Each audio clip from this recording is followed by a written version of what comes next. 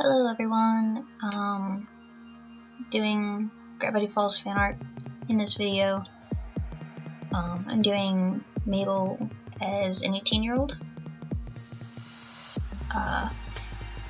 This is the first time in a while that I've sketched something out on paper before putting it on the computer to refine. At first it was just gonna kind of be her without any kind of background or anything like that, because I've drawn Dipper older before, but that was like 3 years ago, and I haven't done any kind of anything for Gravity Falls. But I had never drawn Mabel older, so I wanted to do that.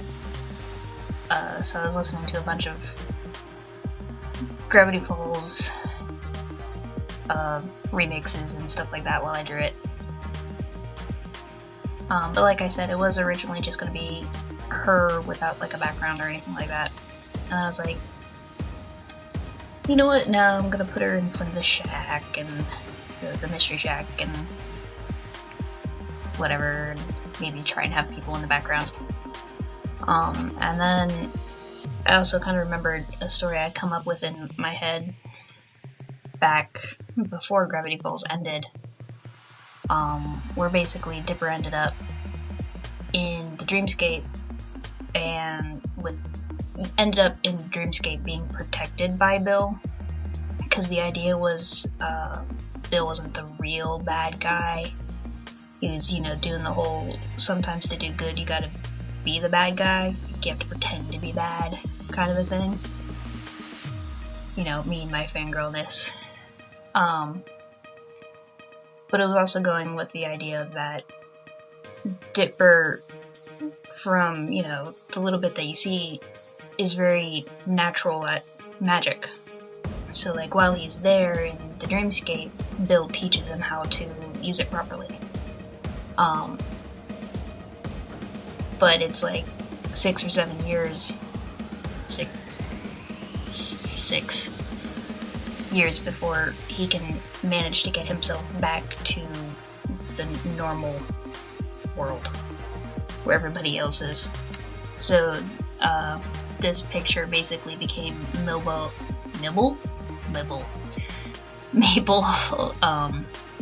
greeting him upon his return, welcome back kind of a thing. And I was gonna put, like Wendy and the Grunkles and stuff and Seuss in the back. They weren't agreeing with me though, so Pacifica's the only one there because she's the only one I could get to look right. Unfortunately though, I did end up not recording my attempt at putting them there because I accidentally hit the pause button. But, I tried. I did try Wendy again at one point, and she still just wasn't working, so it's just Pacifica in the background. But I had fun with this. But yeah. I was gonna write out the story idea I had, and I kind of started, and then I just sort of didn't finish it. Because life.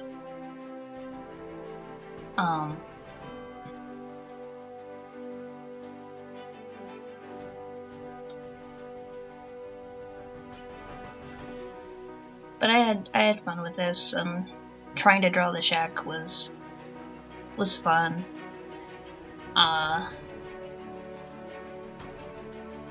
Just doing the background in general was kind of fun. For some reason, I do my backgrounds really different than when I draw my people. Like, I much prefer having a line for my for my people or characters, whether it's a person or an animal or something. But when I'm doing a background like trees and rocks or even buildings, I don't like really having an outline on it. Like, sometimes I will, but it's like much thinner, but most of the time I don't, and I'm not sure why, because I don't normally like just blocking in colors and then shading, but that's how I make my back. I don't know, I'm confused. I had originally planned to just use Mabel's original colors and then just kind of switch them around a little bit and just kind of look weird. So I altered it a bit, I used the pink of her original sweater, of her shooting star sweater, and made it like a cami underneath, and then used the darker purple.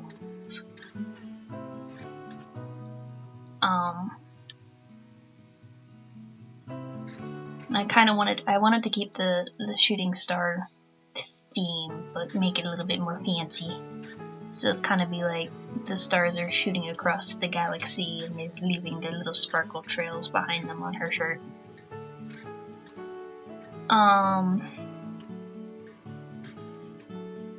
The pine tree earring, like I said, the idea behind what was an addition after I figured out what I was going to do with the picture in its entirety, is kind of like, you know, I'm waiting for my brother to return kind of thing, just something to have him close. So I figured, you know, Mabel likes making things, she probably made it herself.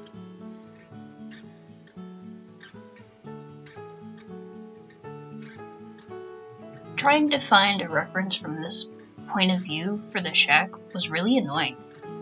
I'm just gonna say, it was really annoying. I did end up changing the landscape a little bit, because as you can see how I have the reference position, you can't see the front half of the picture, and I like had everything blocked out when I fully zoomed the reference out, and I was like, oh, it doesn't look like this. Oh well, you know, it's been 7 years, it changed. And I also ended up not putting the lantern in. The lantern's not in the final picture. But yeah, you can see the difference. I actually ended up using a brush that's it's one of the fir brushes for pine tree thingies. I found it amusing that I was using fir for pine needles.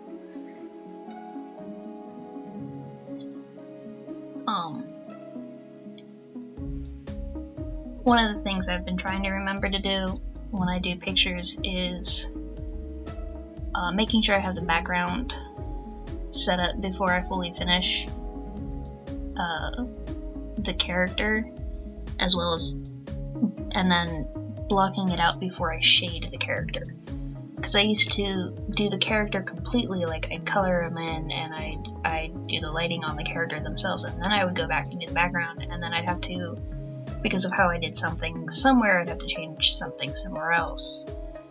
So I've been trying to remember to get everything blocked out first in flat colors, and then go back and do all of the lighting and the shading and all of that fun stuff.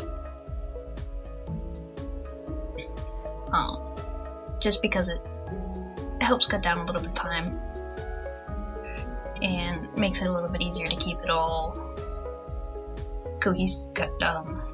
Cohesive. I'm pretty sure that's the word I want. But yeah, I'm actually really happy with the wood textures I got on this shack.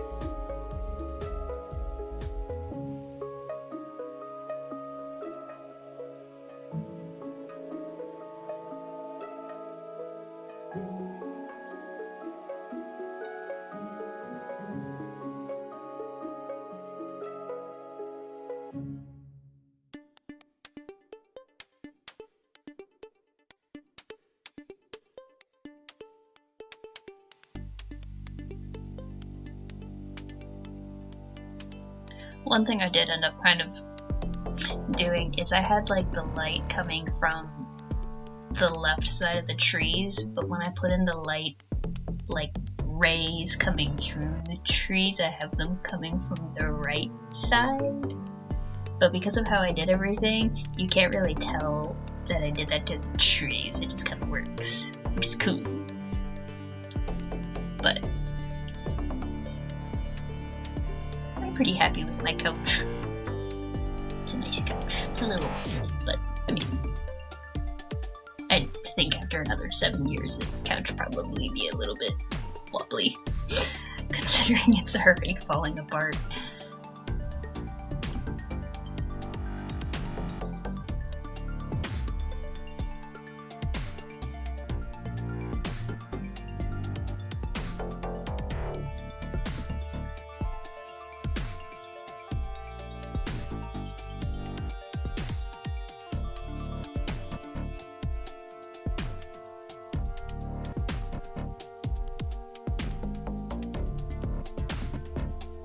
I did sort of mess up how the logs are placed on the area behind the couch. I don't know if anyone noticed that. But like I already had them colored and shaded and detailed, and I was like, I don't want to change it, so I didn't change it. I'm bad. I could have, but it would have added like another 34 minutes, and I was on a time crunch. I didn't have as much time this week to work on art as I have. One of the reasons I was planning to just do something real simple with her, but then I was like, let's make a full background, yay! I was like, what am I doing to myself? But I made it work, and I actually got it done a lot faster than I thought I would. And a random Pacifica appears. One of the things I've started to remember to do is perspective blurring. Like, you know, the further away something is, especially if you're focusing on something in front, you're not going to see it as clearly. Me trying to put one in didn't work. So like something that's far away, you know, is blurred a little bit more. Something that's mid is blurred less, but it's still got a bit of a fuzzy edge, whereas Mabel, who's right in the front, is very clear.